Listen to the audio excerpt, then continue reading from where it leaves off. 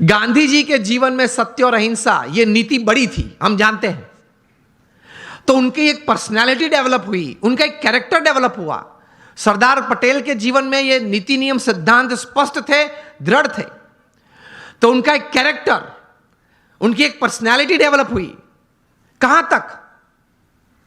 Winston Churchill जो England के war time prime minister थे, जब नेपोलियन बोनापार्ट ने 300 प्लेन भेजे थे लंदन और पूरे लंदन पे बॉम्बार्डिंग, कारपेट बॉम्बिंग किया था, पूरा लंदन जल रहा था, तब विंस्टन चर्चिल बाहर आए और वी फॉर विक्ट्री की सिंबल दी, जो आज भी हम क्रिकेट मैच में भी यूज कर लेते हैं, लेकिन ये वी फॉर विक्ट्री तब उन्होंने दी थी।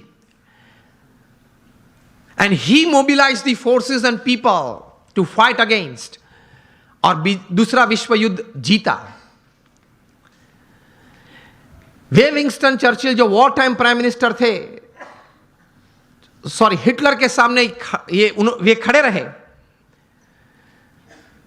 वे विंस्टन चर्चिल जो नए आईसीएस ऑफिसर्स बनते थे, इंडियन सिविल सर्विसेज, जो आज हम आईएएस बोलते हैं, उनके कॉन्वोकेशन डे में जब जाते थे तब उनको बोलते थे कि आप भारत जाते हो, आपकी उम्र बहुत छोटी है, युवा हो आप, 25-26 साल के, बड़े बड़े प्रांत के गवर्नर के रूप में आप बैठोगे,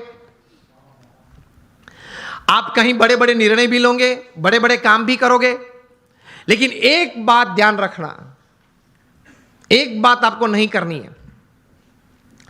तब this were young and dynamic ICS officers and they used to ask Churchill कि आप क्या बात कर रहे हो, क्या बात नहीं कर रही है।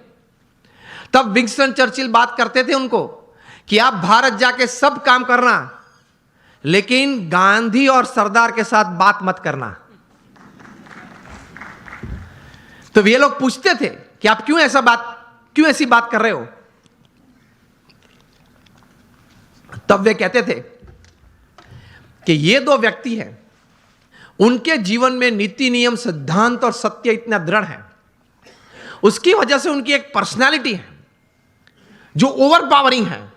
आप उनके साथ मीटिंग में बैठेंगे तो 10 मिनट की मुलाकात के बाद आपके मुंह पे एक ब्लैंक पेपर वे लोग फेंकेंगे और आपको बोलेंगे कि आप इस पे सिग्नेचर कर दे, you will sign a blank paper and then they will write the text. इतनी पावरफुल पर्सनालिटीज हैं ये दोनों। अगर इन दोनों से बात करनी पड़ी तो पहले आप इंग्लैंड से परमिशन मंगवा लेना, पूरा एजेंडा भेजना। विंस्टन चर्चिल बात करते थे कि I am not afraid of Hitler but I am afraid of the half naked फकीर ऑफ इंडिया। तो सत्य में, सिद्धांत में कोई भी व्यक्ति ने निस्वार्थ भाव से अगर सेवा की हो तो ऐसे सद्गुण में इतनी ताकत होती है। समझना, सिर्फ आपका intelligent and talented hard work is just 20% of your success, 80% is the values and virtues of your life. यह सिद्धांत है।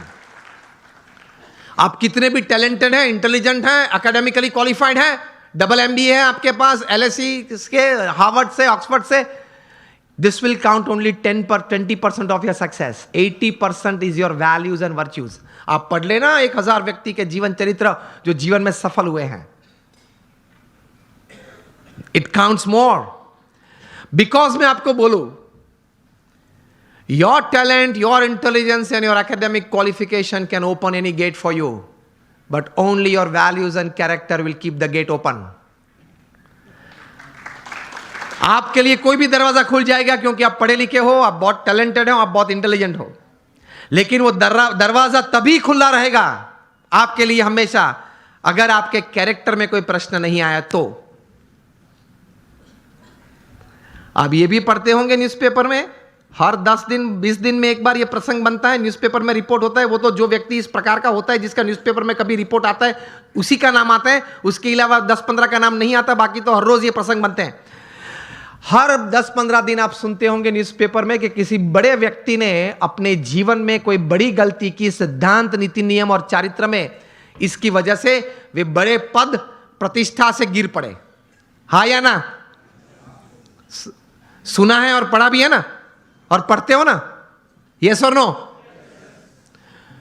तो ये बात याद रखना कि अगर 20, 30, 40 साल तक भी आपने बड़ा अच्छा पुरुषार्थ करके एक बड़ी बात जीवन में हासिल की, तो भी अगर चारित्र में कोई तकलीफ आएगी तो आप मिलियनर यूथ नहीं रहेंगे, आप बन जाएंगे बैगर यूथ। तो पुरुषार्थ के साथ ये सद्गुण थोड़े हैं, वो जीवन में रखना बहुत जरूरी है।